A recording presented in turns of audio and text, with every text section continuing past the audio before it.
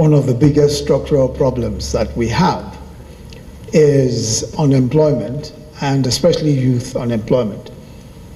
And it's easy, even with the best of efforts, for all our efforts to be no more than a drop in the ocean when you consider that literally almost 2 million new young people come into the job market every year. This is the equivalent of the population of some small countries here in Africa and elsewhere. We absolutely must create good paying jobs and employment opportunities for our young people, for those already in the labor market today and the ones who will join tomorrow.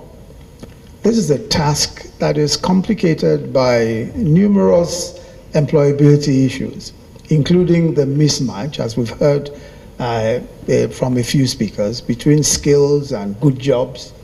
The most obvious are some of the new skill sets that are required today in commerce, in industry, in the services and the professions, especially those brought about by the changes in the digital economy. Along the same lines, job losses on account of digitalization require reskilling for relevant opportunities. I was reading recently about 3D or additive manufacturing, as they call it, and this is a good example of how, some of the jobs that were considered low cost are threatened today, and these jobs provided opportunities in the years gone by in the developed economies of the world. But today, with 3D manufacturing, they're no longer available. But there's a comment, I think it was John Hart of the MIT, who said that, look, yeah, we're still learning what 3D manufacturing can do today.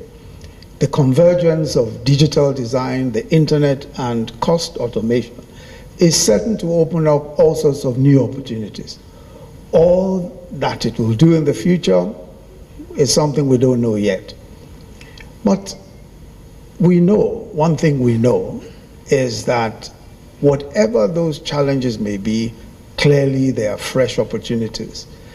COVID-19 has added a bit of urgency also to the situation that we found ourselves in, because it's irreversibly altered the way that we work, we learn, and we play. But all of these are new opportunities.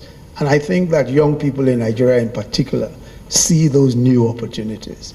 And time again, as I talk to young people, it's very evident that as far as they are concerned, these are challenges to be met. Frankly, I have not come across one young person who didn't have some ideas.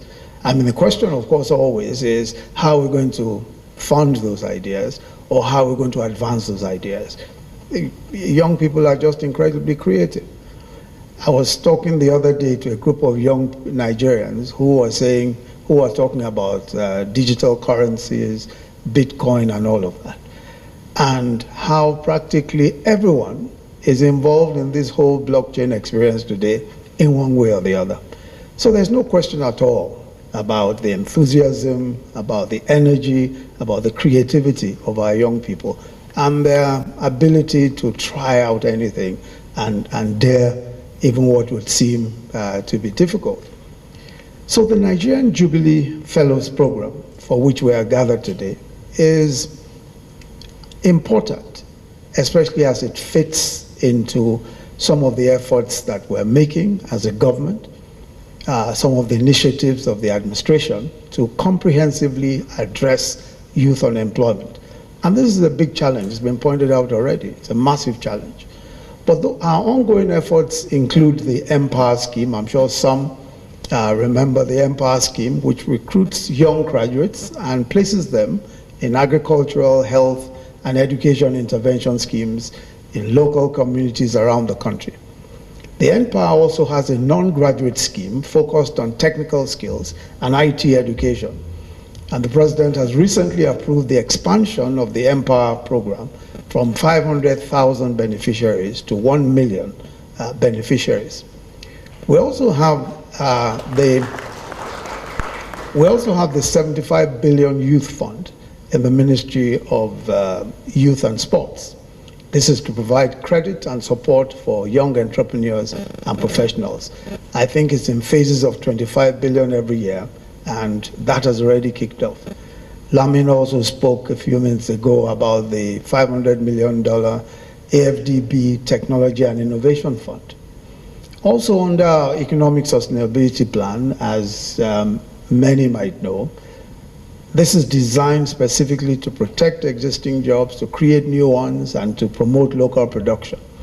Our agricultural, housing, and solar power programs already employ, and we expect will employ, tens of thousands of people to ensure food security and deliver affordable homes and new power connections. I'm particularly excited about the solar connections, the renewable energy initiatives under the scheme.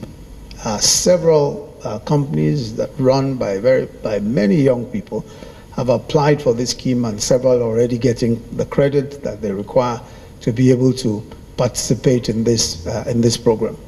So the Nigeria Jubilee Fellows Program is in very good company, a new and bold addition to an existing suite of large-scale, big impact programs that will rewrite the narrative as it relates to jobs, skills, and employment in Nigeria.